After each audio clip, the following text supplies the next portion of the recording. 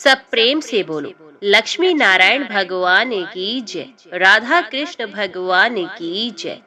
भीष्म जी ने कहा, हे ब्राह्मण, जो कर्म सबसे अधिक पुण्यजनक हो, जो संसार में सदा और सबको प्रिय जान पड़ता हो तथा पूर्व पुरुषों ने जिसका अनुष्ठान किया हो, ऐसा कर्म आप अपनी इच्छा के अनुसार सोच कर बताइए। पुलसत्य जी बोले, राजन, एक समय की बात है, व्यास जी की शिष्य मंडली के समस्त द्विज आदर पूर्वक उन्हें प्रणाम करके धर्म की बात पूछने लगे। ठीक इसी तरह जैसे तुम मुझसे पूछ रहे हो। द्विजों ने पूछा, गुरुदेव, संसार में पुण्य से भी पुण्यतम और सब धर्मों में उत्तम कर्म क्या है? किसका अनुष्ठान करके मनुष्य अक्षय पद को प्राप्त करते हैं? मृत्युलोक में निवास करने वाले छोटे बड़े सभी वर्णों के लोग जिसका अनुष्ठान कर सके। व्यास जी बोले, शिष्यगण, मैं तुम लोगों को 5 धर्मों के आख्यान सुनाऊंगा। उन 5 में से एक का भी अनुष्ठान करके मनुष्य सुयश, स्वर्ग तथा मोक्ष भी पा सकता है।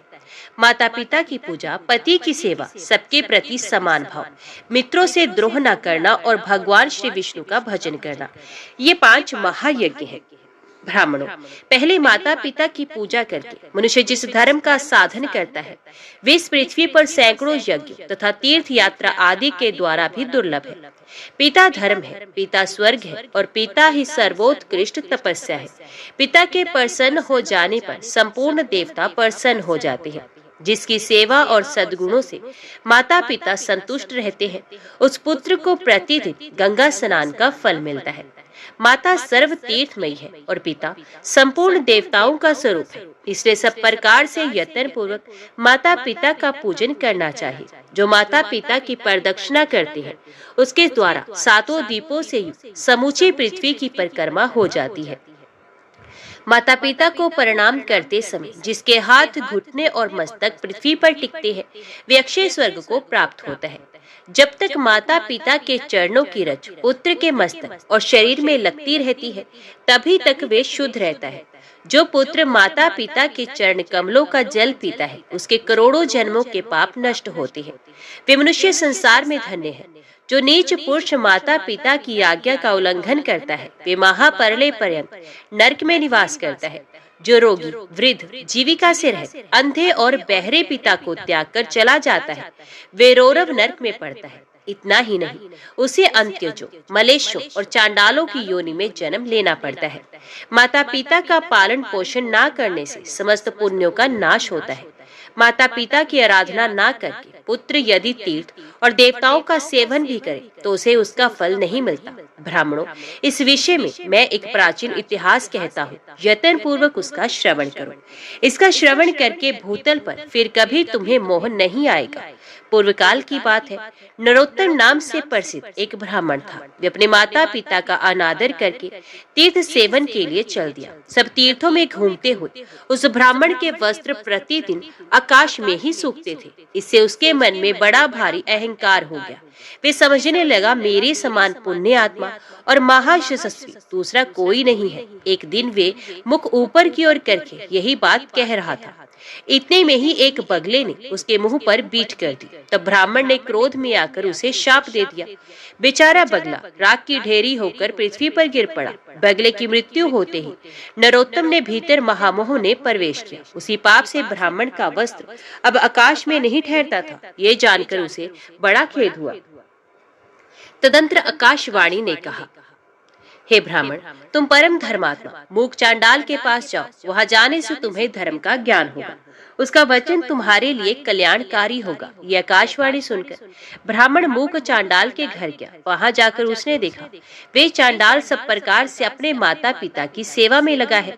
जाड़े के दिनों में वे अपने माँ बाप को स्नान के लिए गर्म जल देता, उनके शरीर में तेल मलता, तापने के लिए अंगीठी जलाता, भोजन के पश्चात पान खिलाता और रुईदार कपड़े पहनने को देता था। प्रतिदिन मिष्टान भोजन के लिए परोसता और वसंत ऋतु में महुआ की सुगंधित माला पहनाता था। इनके सिवा और भी जो भोग सामग्रियां प्राप्त होती उन्हें देता और भांति भांति की आवश्यकताएं पूर्ण किया करता था। गर्मी के मौसम में प्रतिदिन माता पिता को पंखा झलता। इस प्रकार नित्य प्रति उनकी परिचर्या करके ही वे भोजन करता। माता पिता की थकावट और कष्ट का निवारण करना उसका सदा का नियम था। इन पुण्य कर्मों के कारण चांडाल का घर बिना किसी आधार और खंबे के ही आकाश में स्थित था। उसके अंदर त्रिभुवन के स्वामी भगवान श्री हरि मनोहर ब्राह्मण का रूप धारण किए नित्य क्रीड़ा करते थे। वे सत्य स्वरूप परमात्मा अपने महान सत्वमय तेजस्वी विग्रह से उस चांडाल मंदिर की शोभा बढ़ाते थे। ये सब देखकर ब्राह्मण को बड़ा विस्मय हुआ। उसने मूक चांडाल से कहा, तुम मेरे पास आओ, मैं तुमसे संपूर्ण लोगों के सनातन हित की बात पूछता हूँ, उसे ठीक ठीक बताओ। मूक चांडाल बोला, विप्र, इस समय मैं माता पिता की सेवा कर रहा हूँ, आपके पास कैसे आऊं? इनकी पूजा करके आपकी आवश्यकता पूर्ण करूंगा। तब तक मेरे दरवाजे पर ठहरिए, मैं आपका अतिथि सत्कार करूंगा। चांडाल के इतना कहते ही ब्राह्मण देवता आग बबूला हो गए और बोले, मुझे ब्राह्मण की सेवा छोड़कर तुम्हारे लिए कौन सा कार्य बड़ा हो सकता है? चांडाल बोला, बाबा क्यों व्यर्थ कोप करते हैं? मैं बगला नहीं हूँ। इस समय आपका क्रोध बगले पर ही सफल हो सकता है, दूसरे किसी पर नहीं। अब आपकी धोती ना तो आकाश में सूखती है और ना ठहर ही पाती है। अतः आकाशवाणी सुनकर आप मेरे घर पर आए हैं, थोड़ी देर ठहरिए तो मैं आपके प्रश्न का उत्तर दूंगा, अन्यथा पतिव्रता स्त्री के पास जाइए। द्विज श्रेष्ठ, पतिव्रता स्त्री का दर्शन करने पर आपका अभीष्ट सिद्ध होगा। व्यास जी कहते हैं, तदंतर चांडाल के घर से ब्राह्मण रूपधारी भगवान श्री विष्णु ने निकलकर उस द्विज से कहा, चलो मैं पतिव्रता देवी के घर चलता हूँ। द्विज श्रेष्ठ नरोत्तम कुछ सोचकर उनके साथ चल दिया। उसके मन में बड़ा विस्मय हो रहा था। उसने रास्ते में भगवान से पूछा, विप्रवर, आप इस चांडाल के घर में जहाँ स्त्रियां रहती हैं, किस लिए निवास करती हैं? ब्राह्मण रूपधारी भगवान ने कहा, विप्रवर, इस समय तुम्हारा हृदय शुद्ध नहीं है। पहले पतिव्रता आदि का दर्शन करो, उसके बाद मुझे ठीक ठीक जान सकोगे। ब्राह्मण ने पूछा, तात पतिव्रता कौन है? उसका शास्त्र ज्ञान कितना बड़ा है, जिस कारण मैं उसके पास जा रहा हूँ, वे भी मुझे बताइए। श्री भगवान बोले, ब्राह्मण, नदियों में गंगा जी, स्त्रियों में पतिव्रता और देवताओं में भगवान श्री विष्णु श्रेष्ठ है। जो पतिव्रता नारी प्रतिदिन अपने पति के हित साधन में लगी है, वे अपने पितृकुल और पति कुल दोनों कुलों की 100 पीढ़ियों का उद्धार कर देती है। ब्राह्मण ने पूछा, द्विज श्रेष्ठ, कौन सी स्त्री पतिव्रता होती है? पतिव्रता का क्या लक्षण है? मैं जिस प्रकार इस बात को ठीक ठीक समझ सकूं, उस प्रकार उपदेश कीजिए। श्री भगवान बोले, जो स्त्री पुत्र की अपेक्षा 100 गुने स्नेह से पति की आराधना करती है, राजा के समान उसका भय मानती है और पति को भगवान का स्वरूप समझती है, वे पतिव्रता है।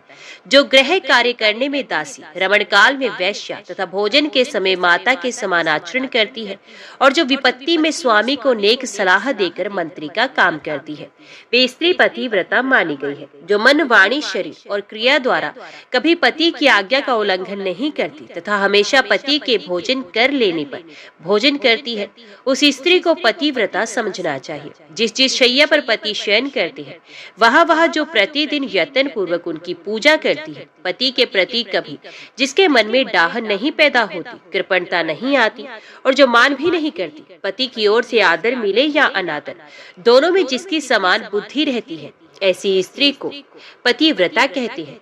जो साध्वी स्त्री सुंदर वेशधारी पर पुरुष को देखकर उसे भ्राता, पिता अथवा पुत्र मानती है, वे भी पतिव्रता है। द्विज श्रेष्ठ, तुम उस पतिव्रता के पास जाओ और उसे अपना मनोरथ कह सुनाओ। उसका नाम शुभा है, वे रूपवती युक्ति है, उसके हृदय में दया भरी है, वे बड़ी यशस्विनी है। उसके पास जाकर तुम अपने हित की बात पूछो। व्यास जी कहते हैं, यो कहकर भगवान वहीं अंतर ध्यान हो गए। उन्हें अदृश्य होते देख ब्राह्मण को बड़ा आश्चर्य हुआ। उसने पतिव्रता के घर जाकर उसके विषय में पूछा। अतिथि की बोली सुनकर पतिव्रता स्त्री वेग पूर्वक घर से निकली और ब्राह्मण को आया देखकर दरवाजे पर खड़ी हो गई। ब्राह्मण ने उसे देखकर प्रसन्नता पूर्वक उससे कहा, देवी, तुमने जैसा देखा और समझा है, उसके अनुसार स्वयं ही सोचकर मेरे लिए प्रिय और हित की बात बताओ। पतिव्रता बोली, ब्राह्मण, इस समय मुझे पतिदेव की पूजा करनी है, अतः अवकाश नहीं है, इसलिए आपका कार्य पीछे करूंगी। इस समय मेरा आतिथ्य ग्रहण कीजिए। ब्राह्मण बोला, कल्याणी, मेरे शरीर में इस समय भूख, प्यास और थकावट नहीं है। मुझे अभिष्ट बात बताओ, नहीं तो मैं तुम्हें शाप दे दूंगा। तब उस पतिव्रता ने भी कहा, द्विजश्रेष्ठ, मैं बगला नहीं हूँ। आप धर्म तुलाधार के पास जाइए और उन्हीं से अपने हित की बात पूछे। यूं कहकर वे महाभागा पतिव्रता घर के भीतर चले गए। तब ब्राह्मण ने चांडाल के घर की भांति वहां भी विप्र रूपधारी भगवान को उपस्थित देखा। उन्हें देखकर वे बड़े विस्मय में पड़ गया और कुछ सोच विचार कर उनके समीप गया। घर में जाने पर उसे हर्ष में भरे हुए ब्राह्मण और उस पतिव्रता के भी दर्शन हुए। उन्हें देखकर नरोत्तम ब्राह्मण ने कहा, तात, देशांतर में जो घटना घटी थी उसे इस पतिव्रता देवी ने भी बता दिया और चंडाल ने भी बताया। ये लोग इस घटना को कैसे जानते हैं?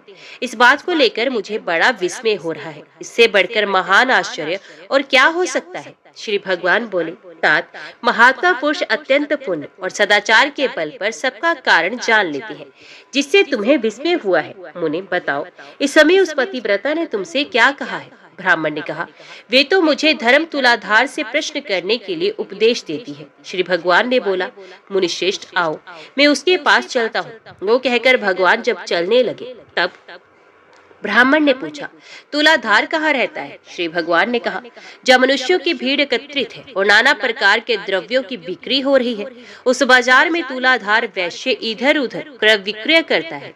उसने कभी मन, वाणी या क्रिया द्वारा किसी का कुछ बिगाड़ नहीं किया, असत्य नहीं बोला, दुष्टता नहीं की। वे सब लोगों के हित में तत्पर रहता है, सब प्राणियों में समान भाव रखता तथा ढेले, पत्थर और स्वर्ण को समान समझता है। लोग जो नमक, तेल, घी, अनाज की ढेरियां तथा अन्य संग्रहित वस्तुएं उसकी जबान पर ही लेते देते हैं। वे प्राणात उपस्थित होने पर भी सत्य छोड़कर कभी झूठ नहीं बोलता। इसी से वे धर्म तुलाधार कहलाता है। श्री भगवान के यो कहने पर ब्राह्मण ने नाना प्रकार के रसों को बेचते हुए तुलाधार को देखा। वे बिक्री की वस्तुओं के संबंध में बातें कर रहा था। बहुत से पुरुष और स्त्रियां उसे चारों ओर से घेर कर खड़ी थी। ब्राह्मण को उपस्थित देख तुलाधार ने मधुर वाणी में पूछा, ब्राह्मण, यहाँ कैसे पधारना हुआ?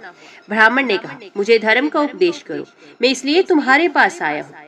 तुलाधार बोला, विप्रवर, जब तक लोग मेरे पास रहेंगे तब तक मैं निश्चिंत नहीं हो सकूंगा। पहर भर रात तक यही हालत रहेगी। अतः आप मेरा उपदेश मानकर धर्माकार के पास जाइए। बगले की मृत्यु से होने वाला दोष और आकाश में धोती सुखाने का रहस्य, ये सभी बातें आगे आपको मालूम हो जाएंगी। धर्माकार का नाम अद्रोहक है, वे बड़े सज्जन हैं, उनके पास जाइए, वहाँ उनके उपदेश से आपकी कामना सफल होगी। यो कहकर तुलाधार खरीद बिक्री में लग गया। नरोत्तम ने विप्र रूपधारी भगवान से पूछा, तात, अब मैं तुलाधार के कथन अनुसार सज्जन अद्रोहक के पास जाऊंगा, परंतु मैं उनका घर नहीं जानता। श्री भगवान बोले, चलो, मैं तुम्हारे साथ उनके घर भी चलूंगा। तदंतर मार्ग में जाते हुए भगवान से ब्राह्मण ने पूछा, तात, तुलाधार ना तो देवताओं और ऋषियों का और ना तो पितरों का ही तर्पण करता है, फिर देशांतर में संघटित हुए मेरे वृत्तांत को ये कैसे जानता है? इससे मुझे बड़ा विस्मय होता है। आप इसका सब कारण बताइए। श्री भगवान बोले, ब्राह्मण, उसने सत्य और समता से तीनों लोगों को जीत लिया है। इसी से उसके ऊपर पितृ, देवता तथा मुनि भी संतुष्ट रहते हैं। धर्मात्मा तुलाधार उपयुक्त गुणों के कारण ही भूत और भविष्य की सब बातें जानता है। सत्य से बढ़कर कोई धर्म और झूठ से बढ़कर दूसरा कोई पाप नहीं। जो पुरुष पाप से रहे और संभाव में स्थित है, जिसका चित्त शत्रु, मित्र और उदासीन के प्रति समान है, उसके सब पापों का नाश हो जाता है और वे भगवान श्री विष्णु के सायुज्य को प्राप्त होता है। समता, धर्म और समता ही उत्कृष्ट तपस्या है। जिसके हृदय में सदा समता विराजती है, वही पुरुष संपूर्ण लोकों में श्रेष्ठ, योग्यों में गणना करने के योग्य और निर्लोभ होता है। जो सदा इसी प्रकार समतापूर्ण बर्ताव करता है, वे अपनी अनेकों पीढ़ियों का उद्धार कर देता है। उस पुरुष में सत्य, इंद्रिय संयम, मनोनिग्रह, धीरता, स्थिरता, निर्लोभता और आलस्यहीनता, ये सभी गुण प्रतिष्ठित होते हैं। समता के प्रभाव से धर्मज्ञ पुरुष देवलोक और मनुष्य लोक के संपूर्ण वृत्तांतों को जान लेता है। उसकी देह के भीतर भगवान श्री विष्णु विराजमान रहते हैं। सत्य और सरलता आदि गुणों में उसकी समानता करने वाला इस संसार में दूसरा कोई नहीं होता। वे साक्षात धर्म का स्वरूप होता है और वही इस जगत को धारण करता है। ब्राह्मण ने कहा, विप्रवर, आपकी कृपा से मुझे तुलाधार के सर्वज्ञ होने का कारण ज्ञात हो गया। अब अद्रोह का जो वृत्तांत है वे मुझे बताइए। तो श्री भगवान बोले, विप्रवर, पूर्व काल की बात है। एक राजपुत्र की कुलवती स्त्री बड़ी सुंदर और नई अवस्था की थी। वे कामदेव की पत्नी रति और इंद्र की पत्नी शची के समान मन को हरने वाली थी। राजकुमार उससे अपने प्राणों के समान प्यार करते थे। उस सुंदरी भार्या का नाम भी सुंदरी ही था। एक दिन राजकुमार को राजकार्य के लिए अकस्मात बाहर जाने के लिए उद्यत होना पड़ा। उन्होंने मन ही मन सोचा, मैं प्राणों से भी बढ़कर प्यारी अपनी इस भार्या को किस स्थान पर रखूं, जिससे इसके अस्तित्व की रक्षा निश्चित रूप से हो सके। इस बात पर खूब विचार करके राजकुमार सहसा अद्रोह के घर पर आए और उनसे अपनी पत्नी की रक्षा का प्रस्ताव करने लगे। उनकी बात सुनकर अद्रोह को बड़ा विस्मय हुआ और वे बोले, तात, ना तो मैं आपका पिता हूँ, न भाई हूँ, न बंधु हूँ, न आपकी पत्नी के माता पिता के कुल का हूँ, तथा सुहृदों में भी कोई नहीं हूँ। फिर मेरे घर में इसको रखने से आप किस प्रकार निश्चिंत हो सकेंगे? राजकुमार बोले, महात्मा, इस संसार में आपके समान धर्मज्ञ और जितेंद्रिय पुरुष दूसरा कोई नहीं है। ये सुनकर अद्रोह ने उस विज्ञ राजकुमार से कहा, भैया, मुझे दोष न देना। इस त्रिभुवन मोहिनी भार्या की रक्षा करने में कौन पुरुष समर्थ हो सकता है? राजपुत्र ने कहा, मैं सब बातों का भलीभांति विचार करके ही आपके पास आया हूँ। ये आपके घर में रहे, अब मैं जाता हूँ। राजकुमार के योग कहने पर वे फिर बोले, भैया, इस शोभा संपन्न नगर में बहुतेरे कामी पुरुष भरे पड़े हैं। यहाँ किसी स्त्री के अस्तित्व की रक्षा कैसे हो सकती है? राजकुमार पुनः बोले, जैसे भी हो रक्षा कीजिए, मैं तो अब जाता हूँ। गृहस्थ अद्रोहक ने धर्म संकट में पड़कर कहा, तात, मैं उचित और हितकारी समझकर इसके साथ सदा अनुचित बर्ताव करूंगा और उसी अवस्था में ऐसी स्त्री सदा मेरे घर में सुरक्षित रह सकती है। अन्यथा इस आरक्ष्य वस्तु की रक्षा के लिए आप ही कोई अनुकूल और प्रिय उपाय बताइए। इसे मेरी शैया पर मेरे एक और मेरी स्त्री के साथ शयन करना होगा। फिर भी यदि आप इसे अपनी वल्लभा समझे तब तो ये रह सकती है, नहीं तो यहाँ से चली जाए। ये सुनकर राजकुमार ने एक क्षण तक कुछ विचार किया, फिर बोले, तात, मुझे आपकी बात स्वीकार है। आपको जो अनुकूल जान पड़े वही कीजिए। ऐसा कहकर राजकुमार अपनी पत्नी से बोले, सुंदरी, तुम इनके कथन अनुसार सब कार्य करना, तुम पर कोई दोष नहीं आएगा, इसके लिए मेरी आज्ञा है। यो कहकर वे अपने पिता महाराज के आदेश से गंतव्य स्थान को चले गए। तदंतर रात में अद्रोह ने जैसा कहा था वैसा ही किया। वे धर्मात्मा नित्य प्रति दोनों स्त्रियों के बीच में शयन करते थे। फिर भी वे अपनी और पराई स्त्री के विषय में कभी धर्म से विचलित नहीं होते थे। अपनी स्त्री के स्पर्श से ही उनके मन में काम उपभोग की इच्छा होती थी। इधर राजकुमार की स्त्री के स्तन भी बार बार उनकी पीठ पे लग जाते थे, किंतु उसका उनके प्रति वैसा ही भाव होता जैसा बालक पुत्र का माता के स्तनों के प्रति होता।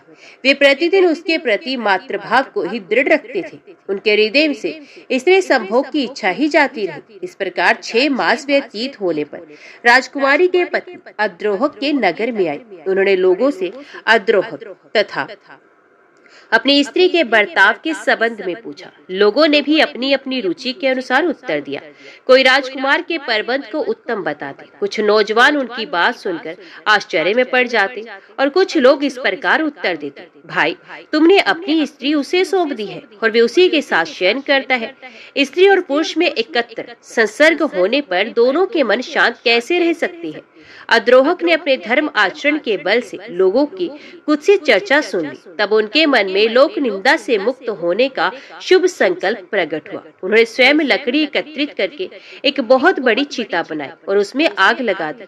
चिता प्रज्वलित हो गई। इसी समय प्रतापी राजकुमार अद्रोहक के घर आ पहुंचे। वहां उन्होंने अद्रोहक तथा अपनी पत्नी को भी देखा। पत्नी का मुख प्रसन्नता से खिला हुआ था और अद्रोहक अत्यंत विषाद युक्त थे। उन दोनों की मानसिक स्थिति जानकर राजकुमार ने कहा, भाई, मैं आपका मित्र हूँ और बहुत दिनों के बाद यहाँ लौटा हूँ। आप मुझसे बातचीत क्यों नहीं करते? अद्रोहक ने कहा, मित्र, मैंने आपके हित के लिए जो दुष्कर कर्म किया है वे लोक निंदा के कारण व्यर्थ सा हो गया है। अतः अब मैं अग्नि में प्रवेश करूंगा। संपूर्ण देवता और मनुष्य मेरे इस कार्य को देखें। श्री भगवान कहते हैं, ऐसा कहकर महाभाग अद्रोहक अग्नि में प्रवेश कर गए, किंतु अग्नि उनके शरीर, वस्त्र और केशों को जला ही नहीं सकी। आकाश में खड़े समस्त देवता प्रसन्न होकर उन्हें साधुवाद देने लगे। सबने चारों ओर से उनके मस्तक पर फूलों की वर्षा की। जिन जिन लोगों ने राजकुमार की पत्नी और अद्रोहक के संबंध में कलंकपूर्ण बात कही थी, उनके मुंह पर नाना प्रकार की कोढ़ हो गई। देवताओं ने वहां उपस्थित हो अद्रोहक को आग से खींचकर बाहर निकाला और प्रसन्नता पूर्वक दिव्य पुष्पों से उसका पूजन किया। उनका चरित्र सुनकर मुनियों को भी बड़ा विस्मय हुआ। समस्त मुनिवरों तथा विभिन्न गणों वर्णों के मनुष्यों ने उन महातेजस्वी महात्मा का पूजन किया और उन्होंने भी सबका विशेष आदर किया। उस समय देवताओं, असुरों और मनुष्यों ने मिलकर उनका नाम सज्जन आद्रोहक रखा। उनके चरणों की धूलि से पवित्र हुई भूमि के ऊपर खेती की उपज अधिक होने लगी। देवताओं ने राजकुमार से कहा, तुम अपनी इस स्त्री को स्वीकार करो। इन अद्रोहक के समान कोई मनुष्य इस संसार में नहीं हुआ है। इस समय इस पृथ्वी पर दूसरा कोई ऐसा पुरुष नहीं है जिसे काम और लोभ ने परास्त ना किया हो। देवता, असुर, मनुष्य, राक्षस, मृग, पक्षी और कीट आदि संपूर्ण प्राणियों के लिए ये काम दुर्जय है। काम, लोभ और क्रोध के कारण ही प्राणियों को सदा जन्म लेना पड़ता है। काम ही संसार बंधन में डालने वाला है। प्राय कहीं भी काम रहित पुरुष का मिलना कठिन है। इन अद्रोहक ने सबको जीत लिया है। 14 भवनों पर विजय प्राप्त की है। इनके हृदय में भगवान श्री वसुदेव बड़ी प्रसन्नता के साथ नित्य विराजमान रहते हैं। इनका स्पर्श और दर्शन करके मनुष्य सब पापों से मुक्त हो जाते हैं और निष्पाप होकर अक्षय स्वर्ग प्राप्त करते हैं। यूं कहकर देवता विमानों पर बैठकर आनंद पूर्वक स्वर्गलोक को पधारे। मनुष्य भी संतुष्ट होकर अपने अपने स्थान को चल दिए तथा वे दोनों स्त्री पुरुष भी अपने राजमहल को चले गए। तब से अद्रोहक को दिव्य दृष्टि प्राप्त हो गई। वे देवताओं को भी देखते हैं और तीनों लोगों की बातें अनायास ही जान लेते हैं। तदंतर अद्रोहक की गली में जाकर द्विज ने उनका दर्शन किया और बड़ी प्रसन्नता के साथ उनसे धर्म में उपदेश तथा हित की बातें पूछी।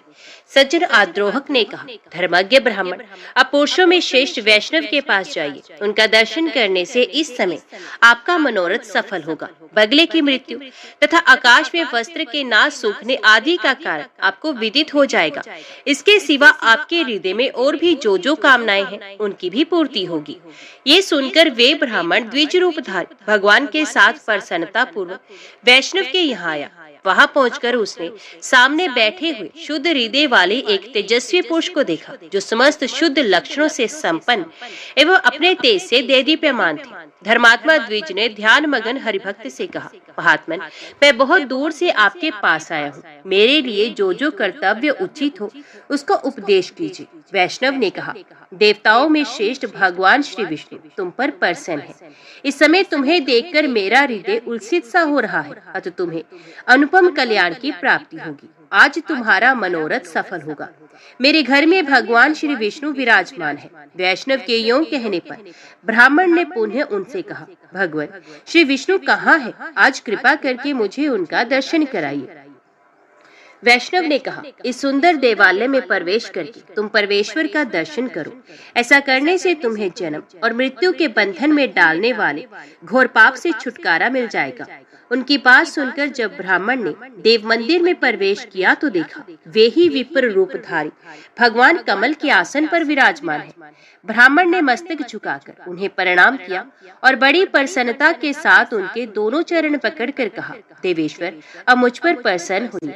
मैंने पहले आपको नहीं पहचाना था। प्रभु, इस लोक और परलोक में भी मैं आपका किंकर बना रहूं। मधुसूदन, मुझे अपने ऊपर आपका प्रत्यक्ष अनुग्रह दिखाई दिया है। यदि मुझ पर कृपा हो तो मैं आपका साक्षात स्वरूप देखना चाहता हूँ। भगवान श्री विष्णु बोले, भूदेव, तुम्हारे ऊपर मेरा प्रेम सदा ही बना रहता है। मैंने स्नेहवश ही तुम्हें पुण्यात्मा महापुरुषों का दर्शन कराया है।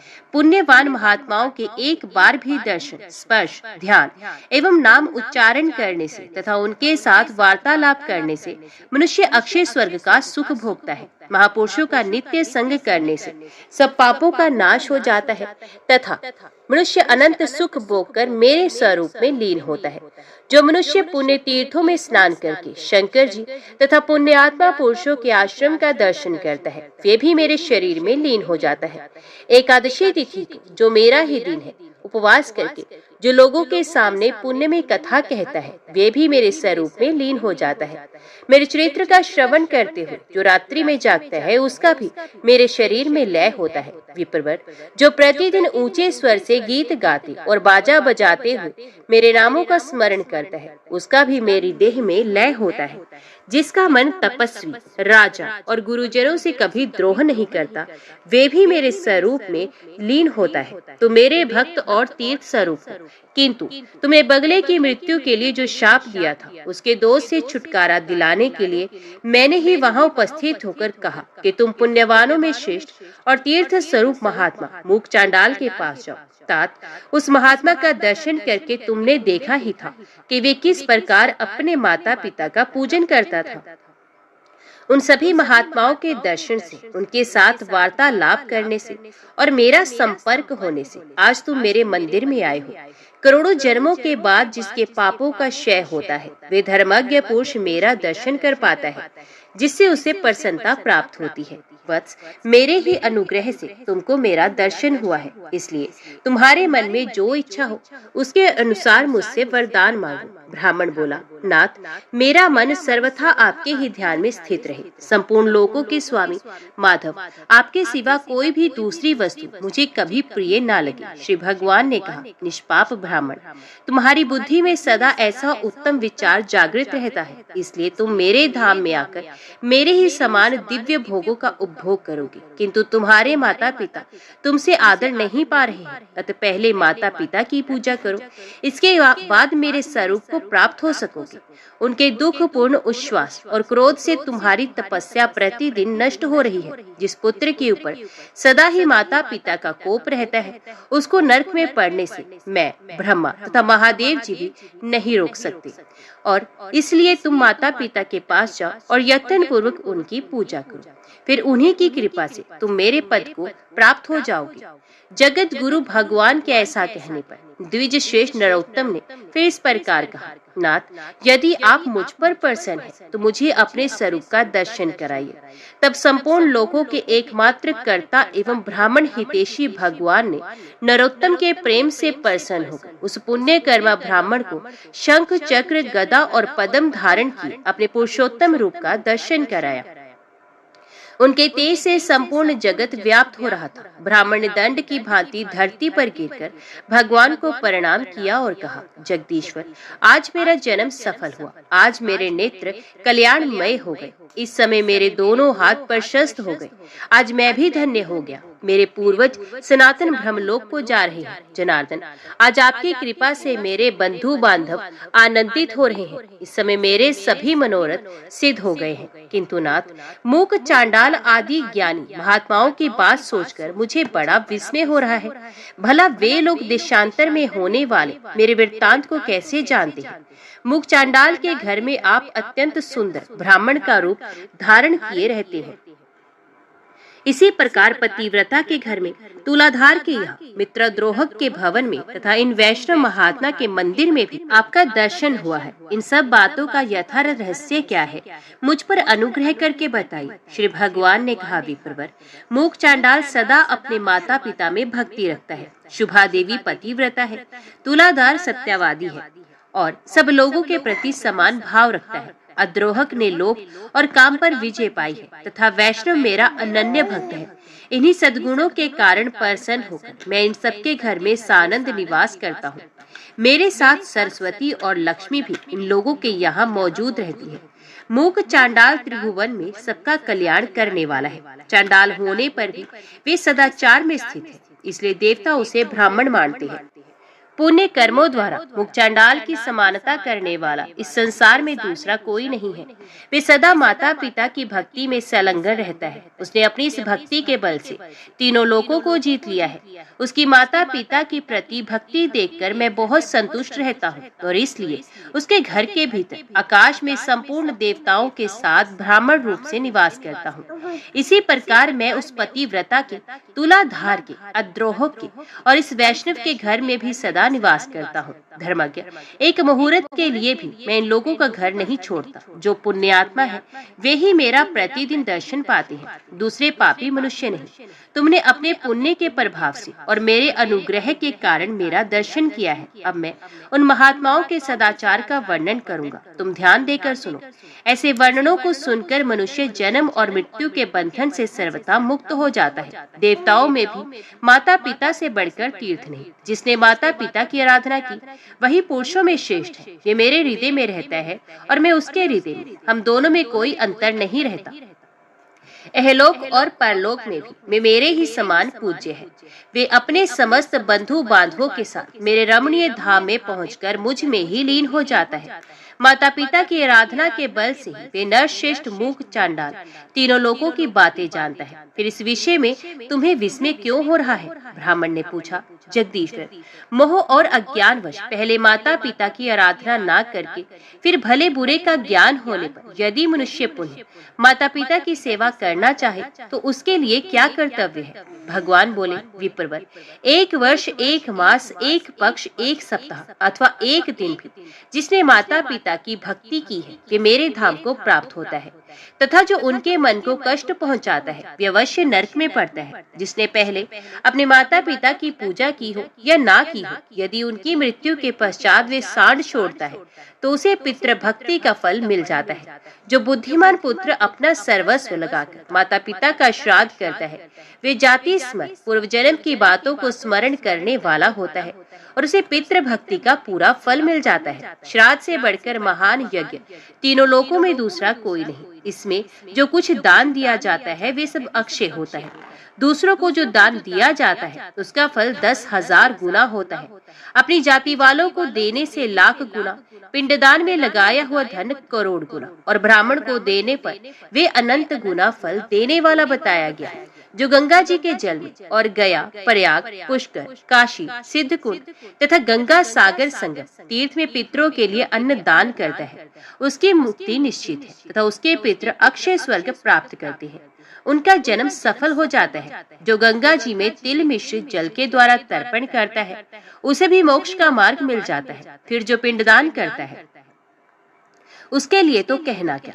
अमावस्या और युगादि तिथियों को तथा चंद्रमा और सूर्य ग्रहण के दिन जो पार्वण श्राद्ध करता है वे अक्षय लोक का भागी होता है।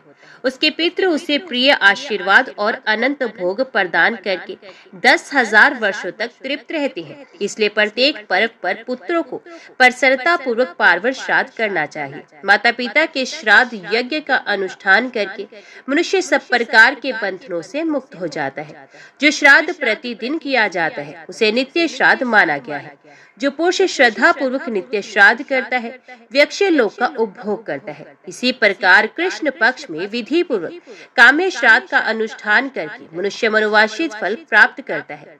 आषाढ़ की पूर्णिमा के बाद जो 5वां पक्ष आता है जिसे महालय या पितृ पक्ष कहते हैं उसे पितरों का श्राद्ध करना चाहिए। उस समय सूर्य कन्या राशि पर गए हैं या नहीं इसका विचार नहीं करना चाहिए। जब सूर्य कन्या राशि पर स्थित होते हैं उस समय से लेकर 16 दिन उत्तम दक्षिणाओं से संपन्न यज्ञों के समान महत्व रखते हैं। इन दिनों में इस परम पवित्र काम्य श्राद्ध का अनुष्ठान करना उचित है। इससे श्राद्ध कर्ता का मंगल होता है। यदि उस समय श्राद्ध ना हो सके तो जब सूर्य तुला राशि पर स्थित हो उसी समय कृष्ण पक्ष आदि में उक्त श्राद्ध करना उचित है। चंद्र ग्रहण के समय सभी दान भूमिदान के समान होते हैं। सभी ब्राह्मण व्यास के समान माने जाते हैं और समस्त जल गंगा जल के तुल्य हो जाता है। चंद्र ग्रहण में दिया हुआ दान समय की अपेक्षा लाख गुना तथा सूर्य ग्रहण का 10 लाख गुना अधिक फल देने वाला बताया गया। और यदि गंगा जी का जल प्राप्त हो जाए तब तो चंद्र ग्रहण का दान करोड़ गुना और सूर्य ग्रहण में दिया हुआ दान 10 करोड़ गुना अधिक फल देने वाला होता है। विधि पूर्वक 1,00,000 गोदान करने से जो फल प्राप्त होता है वे चंद्र ग्रहण के समय गंगा जी में स्नान करने से मिल जाता है। जो चंद्रमा और सूर्य के ग्रहण में गंगा जी के जल में डुबकी लगाता है उसे संपूर्ण तीर्थों में स्नान करने का फल मिलता है। यदि रविवार को सूर्य ग्रहण और सोमवार को चंद्र ग्रहण हो तो वे चूड़ामणि नामक योग कहलाता है। उसमें स्नान और दान का अनंत फल माना गया है। उस समय पुण्य तीर्थ में पहले उपवास करके जो पुरुष पिंड दान, तर्पण तथा धन दान करता है वे सत्यलोक में प्रतिष्ठित होता है। ब्राह्मण ने पूछा, देव, आपने पिता के लिए किए जाने वाला श्राद्ध नामक महायज्ञ का वर्णन किया। अब ये बताइए कि पुत्र को पिता के जीते जी क्या करना चाहिए? कौन सा कर्म करके बुद्धिमान पुत्र को जन्म जन्मांतरों में परम कल्याण की प्राप्ति हो सकती है? ये सब बातें यत्न पूर्वक बताने की कृपा कीजिए। श्री भगवान बोले, विप्र, पिता को देवता के समान समझकर उनकी पूजा करनी चाहिए और पुत्र की भांति उन पर स्नेह रखना चाहिए। कभी मन से भी उनकी आज्ञा का उल्लंघन नहीं करना चाहिए। जो पुत्र रोगी पिता की भली भांति परिचर्या करता है उसे अक्षय स्वर्ग की प्राप्ति होती है और वे सदा देवताओं द्वारा पूजित होता है। पिता जब मरणासन होकर मृत्यु के लक्षण देख रहे हो उस समय भी उनका पूजन करके पुत्र देवताओं के समान हो जाता है। पिता की सदगति के निमित्त विधि पूर्वक उपवास करने से जो लाभ होता है अब उसका वर्णन करता हूँ, सुनो। 1000 अश्वमेध और 100 राजस्व यज्ञ करने से जो पुण्य होता है वही पुण्य पिता के निमित्त उपवास करने से प्राप्त होता है। वही उपवास यदि तीर्थ में किया जाए तो उन दिनों उन दोनों यज्ञों से करोड़ गुना अधिक फल मिलता है। जिस श्रेष्ठ पुरुष के प्राण गंगा जी के जल में छूटते हैं वे पुण्य माता के दूध का पान नहीं करता, वरम मुक्त हो जाता है। जो अपनी इच्छा अनुसार काशी में रहकर प्राण त्याग करता है वे मनोवांछित फल भोगकर मेरे स्वरूप में लीन हो जाता है। योग युक्त नैष्ठिक ब्रह्मचारी मनुष्य को मुनियों को जिस गति की प्राप्ति होती है वे गति ब्रह्मपुत्र नदी की 7 धाराओं में प्राण त्याग करने वाले को मिलती है। अंतकाल में जो सोन नदी के उत्तर तट का आश्रय लेकर विधि पूर्वक प्राण त्याग करता है वे मेरी समानता को प्राप्त होता है। जिस मनुष्य की मृत्यु घर के भीतर होती है उस घर के छप्पर में जितनी गांठें बंधी रहती हैं उतने ही बंधन उसके शरीर में भी बंध जाते हैं। 1-1 वर्ष के बाद उसका 1-1 बंधन खुलता है। पुत्र और भाई बंधु देखते रह जाते हैं, किसी के द्वारा उसे उस बंधन से छुटकारा नहीं मिलता है। पर्वत, जंगल, दुर्गम भूमि या जल रहित स्थान में प्राण त्याग करने वाला मनुष्य दुर्गति को प्राप्त होता है। उसे कीड़े आदि की योनि में जन्म लेना पड़ता है। जिस मरे हुए व्यक्ति के शव का दाह संस्कार मृत्यु के दूसरे दिन होता है वे 60,000 वर्षों तक कुंभीपाक नरक में पड़ा रहता है। जो मनुष्य अस्पृश्य का स्पर्श करके या पतित अवस्था में प्राण त्याग करता है वे चिरकाल तक नरक में निवास करके मलेच्छ योनि में जन्म लेता है। पुण्य से अथवा पुण्य कर्मों का अनुष्ठान करने से मृत्युलोक निवासी समनुष्यों के मृत्यु के समय जैसी बुद्धि होती है वैसी ही गति उन्हें प्राप्त होती है। पिता के मरने पर जो बलवान पुत्र उनके शरीर को कंधे पर ढोता है उसे पग पग पर अश्वमेध यज्ञ का फल मिलता है। पुत्र को चाहिए वे पिता के शव को चिता पर रखकर विधि पूर्वक मंत्र उच्चारण करते हुए पहले उसके मुख में आग दे, उसके बाद संपूर्ण शरीर का दाह करे। उस हमें इस प्रकार कहे, जो लोभ मोह से युक्त तथा पाप पुण्य से आच्छादित थे उन पिताजी के शव का इसके संपूर्ण अंगों का मैं दाह करता हूँ, वे दिव्य लोकों में जाए। इस प्रकार दाह करके पुत्र अस्थि संचय के लिए कुछ दिन प्रतीक्षा में व्यतीत करे, फिर यथा समय अस्थि संचय करके दशा 10वां दिन आने पर स्नान कर गीले वस्त्र का परित्याग कर दे। फिर विद्वान पुरुष 11वें दिन एकादशाह श्राद्ध करे और प्रेत के शरीर की पुष्टि के लिए एक ब्राह्मण को भोजन कराए। उस समय वस्त्र, पीड़ा और चरण पादुका आदि वस्तुओं का विधि पूर्वक दान करे। दशा के चौथे दिन किया जाने वाला श्राद्ध, चतुर्दशाह 3 पक्ष के बाद किया जाने वाला, त्रैपाक्षिक अथवा सार्धपासिक 6 मास के भीतर होने वाला तथा वर्ष के भीतर किया जाने वाला श्राद्ध, इनके अतिरिक्त 12 महीनों के 12 श्राद्ध कुल 16 श्राद्ध माने गए हैं। जिसके लिए ये 16 श्राद्ध यथाशक्ति श्रद्धा पूर्वक नहीं किए जाते उसका पिशाच तत्व स्थिर हो जाता है। अन्य सैकड़ों श्राद्ध करने पर भी प्रेत योनि से उसका उद्धार नहीं होता। 1 वर्ष व्यतीत होने पर विद्वान पुरुष पार्वण श्राद्ध की विधि से सपिंडीकरण नामक श्राद्ध करे। ब्राह्मण ने पूछा, केशव, तपस्वी, वनवासी और गृहस्थ ब्राह्मण यदि धन से हीन हो तो उसका पितृ कार्य कैसे हो सकता है? श्री भगवान बोले, जो तृण और काष्ठ का उपार्जन करके अथवा कोड़ी कोड़ी मांगकर पितृ कार्य करता है उसके कर्म का लाख गुना अधिक फल होता है। कुछ भी ना हो तो पिता की तिथि आने पर जो मनुष्य केवल गौ को घास खिला देता है उसे पिंडदान से भी अधिक फल मिलता है। पूर्व काल की बात है, विराट देश में एक अत्यंत दीन मनुष्य रहता था। एक दिन पिता की तिथि आने पर वे बहुत रोया। रोने का कारण ये था कि उसके पास श्राद्ध उपयोगी सभी वस्तुओं का अभाव था। बहुत देर तक रोने के पश्चात उसने किसी विद्वान ब्राह्मण से पूछा, ब्राह्मण, आज मेरे पिताजी की तिथि है किंतु मेरे पास धन के नाम पर कौड़ी भी नहीं है। ऐसी दशा में क्या करने से मेरा हित होगा? आप मुझे ऐसा उपदेश दीजिए जिससे मैं धर्म में स्थित रह सकूं। विद्वान ब्राह्मण ने कहा, तात, इस समय कुतप नामक मुहूर्त बीत रहा है। तुम शीघ्र ही वन में जाओ और पितरों के उद्देश्य से घास लाकर गौ को खिला दो। तदंतर ब्राह्मण के उपदेश से वे वन में गया और घास का बोझा लेकर बड़े हर्ष के साथ पिता की तृप्ति के लिए उसे गौ को खिला दिया। इस पुण्य के प्रभाव से वे देवलोक को चला गया। पितृयज्ञ से बढ़कर दूसरा कोई धर्म नहीं। इसलिए पूर्ण प्रयत्न करके अपनी शक्ति के अनुसार मात्सर्य भाव का त्याग करके श्राद्ध करना चाहिए। जो मनुष्य लोगों के सामने इस धर्म संतान धर्म का विस्तार करने वाले अध्याय का पाठ करता है उसे प्रत्येक लोक में गंगा जी के जल में स्नान करने का फल प्राप्त होता है। जिसने प्रत्येक जन्म में महापातकों का संग्रह किया हो उसका वे सारा संग्रह इस अध्याय का एक बार पाठ या श्रवण करने पर नष्ट हो जाता है। ओम नमो भगवते वासुदेवाय नमः। जय श्री राधे कृष्ण। आज के वीडियो में इतना ही। उम्मीद करती हूँ वीडियो आपको पसंद आई होगी। वीडियो पसंद आई हो तो वीडियो को लाइक और चैनल को सब्सक्राइब जरूर कीजिएगा। जय श्री हरि लिखकर कमेंट बॉक्स में अपनी हाजिरी और अपने सुझाव देना ना भूलेगा। तो मिलते हैं अगली कथा अगली वीडियो के साथ। तब तक के लिए देखते व सुनते रहिए। जय मां कंजर, जय माता दी।